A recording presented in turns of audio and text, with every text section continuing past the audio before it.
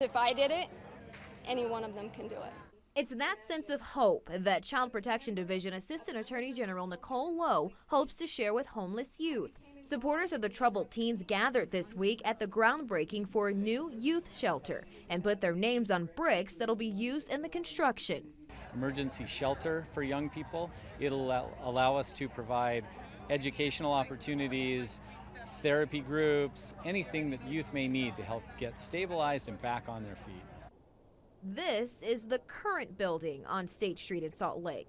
Old, small, and lacking resources.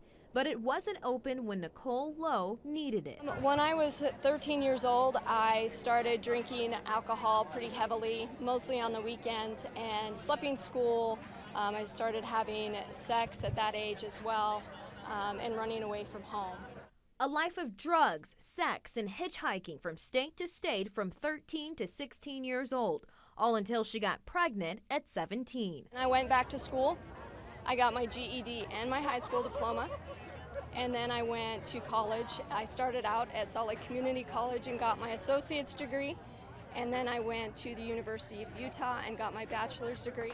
A success story that Volunteers of America Utah's Rob Westman wants to hear more often, especially from youth struggling with addiction or sexual assault. We have to be accessible to youth who are engaged in that counterculture.